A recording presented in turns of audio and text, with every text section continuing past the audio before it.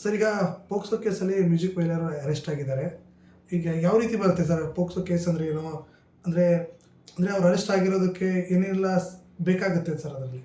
ನೋಡಿ, ಪೋಕ್ಸೋ ಅಂದರೆ protection of children from sexual offence act ಅಂತ ಕರಿತೀವಿ. ಸೊ ಅದು 2012 ಎನಾಕ್ಟ್ ಆಗಿದೆ. ಸೊ ಈ ಒಂದು ಪ್ರಕರಣದಲ್ಲಿ 18 ವರ್ಷದಿಂದ ಹಿಂದೆ ಇರುವಂಥ ಮಕ್ಕಳಿಗೆ ಏನಾದರೂ ಸೆಕ್ಷುವಲಿ ಟಾರ್ಚರ್ ಕೊಡೋದಾಗಲಿ ಅಥವಾ ಸೆಕ್ಷುವಲಿ ಇಂಟರ್ಕೋರ್ಸ್ ಮಾಡೋದಾಗಲಿ ಇನ್ನಿತರೆ ಸೆಕ್ಷುವಲ್ ಆ್ಯಕ್ಟಿವಿಟೀಸ್ ಮಾಡೋದಾಗಲಿ ಮಾಡಿದ್ರೆ ಈ ಒಂದು protection of children from sexual offence act ಅಡಿಯಲ್ಲಿ ಪ್ರಕರಣವನ್ನು ದಾಖಲು ಮಾಡ್ತಾರೆ ಪೊಲೀಸ್ನವರು. ಸೊ ನೀವು ಯಾರೋ ಮ್ಯೂಸಿಕ್ ಡೈರೆಕ್ಟರ್ ಎಸ್ ಅವರು ಏನು ಹೇಳ್ತಾ ಇದ್ದೀರಿ, ಆ ಪ್ರಕರಣ ನೋಡೋದಾದರೆ ಆ ಒಂದು ಹೆಣ್ಮಕ್ಳಿಗೆ 15 ವರ್ಷ ಅಂತ ಮಾಹಿತಿ ಇದೆ. ಸೊ ಅವರು ಅಲ್ಲಿ ಡ್ಯಾನ್ಸ್ ಆಡೋಕ್ಕೆ ಬಂದಿದ್ರು ಅಂತ ಒಂದು ಮಾಹಿತಿ ಇದೆ. ಅದಾದ ನಂತರ ಅವ್ರನ್ನ ರೂಮ್ಗೆಲ್ಲೋ ಕರ್ಕೊಂಡೋಗಿ ಅವ್ರ ಹತ್ರ ಸೆಕ್ಷುವಲಿ ಅಬ್ಯೂಸ್ ಮಾಡ್ಕೊಂಡಿದ್ದಾರೆ ಅಂತ ಹೇಳ್ಬಿಟ್ಟು ಮತ್ತು ವೀಡಿಯೋಗಳನ್ನ ಮಾಡ್ಕೊಂಡಿದ್ದಾರೆ ಅಂತ ಹೇಳ್ಬಿಟ್ಟು ಅಲಿಗೇಷನ್ ಇದೆ. ಸೊ ಈ ಒಂದು ಪ್ರಕರಣದಲ್ಲಿ 18 ವರ್ಷಗಳ ಹಿಂದೆ ಇರುವಂಥ ಹೆಣ್ಮಕ್ಳಿಗೆ ಈ ಥರ ಮಾಡಿರೋದ್ರಿಂದ ಪೋಕ್ಸೋ ಅಡಿಯಲ್ಲಿ ಇದು ಪ್ರಕರಣ ದಾಖಲಾಗಿರುತ್ತೆ. ಸೊ ಇದು ತುಂಬ ಒಂದು ಕಠಿಣವಾದ ಶಿಕ್ಷೆ ಇರುವಂತಹ ಒಂದು ಪ್ರಕರಣ ಆಗಿರುತ್ತೆ. 10 ರಿಂದ 20 ವರ್ಷಗಳ ಕಾಲ ಶಿಕ್ಷೆ ಇರುವಂತಹ ಸೆಕ್ಷನ್ಗಳನ್ನು ಇನ್ವೋಕ್ ಮಾಡಿರ್ತಾರೆ. ಸೊ ಅವ್ರನ್ನ ಅರೆಸ್ಟ್ ಮಾಡಿದ ತಕ್ಷಣ ಏನು ಮಾಡ್ತಾರೆ, ಅವ್ರನ್ನ ಮೆಡಿಕಲ್ ಎಕ್ಸಾಮಿನೇಷನ್ಗೆ ಕಳಿಸುವಂಥದ್ದು ಮಾಡ್ತಾರೆ. ಇಬ್ಬರೂ ಮೆಡಿಕಲ್ಗೆ ಕಳಿಸ್ತಾರೆ. ಯಾರನ್ನ ವಿಕ್ಟಮ್ನೂ ಮೆಡಿಕಲ್ ಎಕ್ಸಾಮಿನೇಷನನ್ನು ಮಾಡ್ತಾರೆ ಮತ್ತು ಇವ್ರನ್ನೂ ಯಾರು ಆರೋಪಿಗಳು ಇದ್ದಾರೆ ಅವ್ರನ್ನೂ ಮೆಡಿಕಲ್ ಎಕ್ಸಾಮಿನೇಷನ್ ಮಾಡ್ತಾರೆ. ಸೊ ಮೆಡಿಕಲಿ ಏನಾದರೂ ಪ್ರೂವ್ ಆದರೆ ಅದು ತುಂಬ ಕಷ್ಟ ಆಗುತ್ತೆ, ಇವ್ರು ಆಚೆ ಬರೋದು ಕಷ್ಟಕರ ಆಗುತ್ತೆ.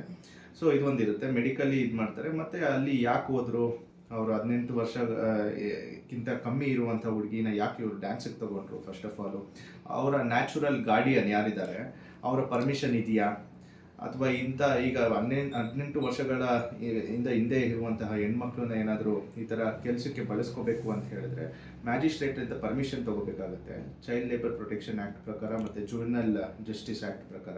ಸೊ ಅದ್ರ ಪ್ರಕಾರ ಏನಾದರೂ ಇವರು ಪ್ರೊಟೆಕ್ಷನ್ ತೊಗೊಂಡಿದ್ರಾ, ಪರ್ಮಿಷನ್ ಲೆಟರ್ ತೊಗೊಂಡಿದ್ರಾ ಅನ್ನುವಂಥದ್ದೆಲ್ಲ ಇಲ್ಲಿ ನೋಡಬೇಕಾಗತ್ತೆ.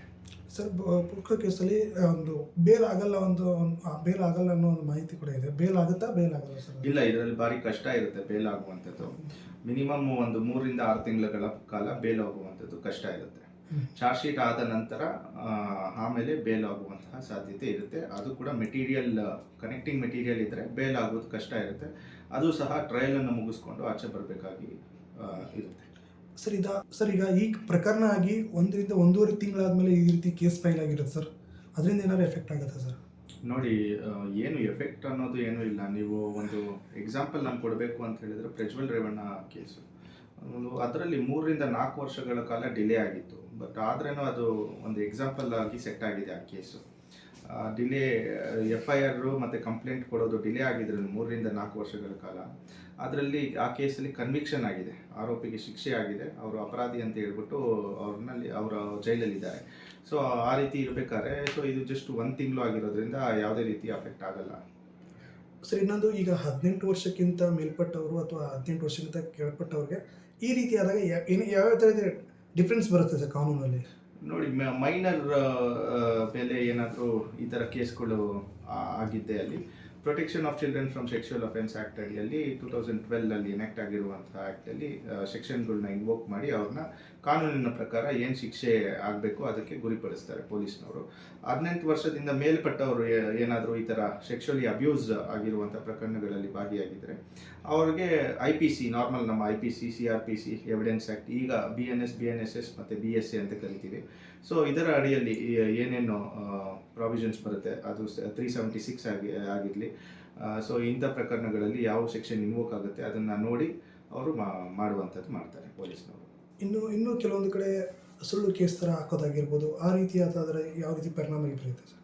ಅಂದರೆ ಸುಳ್ಳು ಕೇಸು ಅಂತ ಹೇಳಿದ್ರೆ ಅದನ್ನು ನೋಡಬೇಕಾಗುತ್ತೆ, ಪ್ರಕರಣವನ್ನು ನೋಡಿ ಯಾವ ರೀತಿ ಕನೆಕ್ಟಿಂಗ್ ಮೆಟೀರಿಯಲ್ ಇದೆ ಅದನ್ನು ನೋಡಿ ಆಮೇಲೆ ಅದು ಸುಳ್ಳೋ ನಿಜಾನೋ ಅಂತ ಹೇಳಿಬಿಟ್ಟು ಅದನ್ನು ಕೋರ್ಟಲ್ಲಿ ಯಾರು ಅವ್ರಿಗೆ ಬೇಲ್ ಆಗ್ತಾರೆ ಅದನ್ನು ವಾದ ಮಾಡಬೇಕಾಗಿ ಬರುತ್ತೆ. ಸೊ ಆಗ ಸುಳ್ಳಾಗಿದ್ದರೆ ಪ್ರೈಮಾ ಫೇಸಿ ಕೇಸ್ ಏನಾದರೂ ಮೇಕೌಟ್ ಮಾಡಿದಲ್ಲಿ ತಕ್ಷಣ ಅವ್ರಿಗೆ ಬೇಲ್ ಸಿಗುವಂಥ ಸಾಧ್ಯತೆ ಇರುತ್ತೆ. ಏನಾದರೂ ಕನೆಕ್ಟಿಂಗ್ ಮೆಟೀರಿಯಲ್ ಇದ್ದರೆ ಅವ್ರ ಮೇಲೆ ಜಾಸ್ತಿ ಎವಿಡೆನ್ಸ್ಗಳು ಇದ್ದಲ್ಲಿ ಬೇಲ್ ರಿಜೆಕ್ಟ್ ಆಗುವಂಥ ಸಾಧ್ಯತೆಯೂ ಇರ್ತದೆ. ಅಕಸ್ಮಾತ್ ಏನಾದರೂ ಕನ್ಫರ್ಮ್ ಆಗಿ ಏನಾದರೂ ಜಜ್ಮೆಂಟ್ ಏನಾದರೂ ಬಂದರೆ ಎಷ್ಟು ವರ್ಷಗಳ ಕಾಲ ಅವ್ರಿಗೆ ಶಿಕ್ಷೆ ಆಗುವಂಥ ಸಾಧ್ಯತೆಗಳು? ಇದರಲ್ಲಿ ಮಿನಿಮಮ್ ಶಿಕ್ಷೆ 10 ವರ್ಷಗಳ ಕಾಲ ಇದೆ. ಪೋಸ್ಕೋ ಕೇಸಲ್ಲಿ 10 ವರ್ಷ. ಹೌದು ಅದು ಸೆಕ್ಷನ್ಗಳು ಯಾವುದು ಇನ್ವೋಕ್ ಮಾಡಿದ್ದಾರೆ ಪೊಲೀಸ್ನವರು ಅನ್ನೋದು ನಾವು ಇನ್ನೂ ನೋಡಿಲ್ಲ, ಡಾಕ್ಯುಮೆಂಟ್ಸ್ ನೋಡಿಲ್ಲ. ಅದು ನೋಡಿದ್ರೆ ಕ್ಲಿಯರಾಗಿ ಗೊತ್ತಾಗುತ್ತೆ. ಬಟ್ 10 ವರ್ಷಗಳ ಕಾಲ ಇದ್ದೇ ಇದೆ. Okay sir, thank you.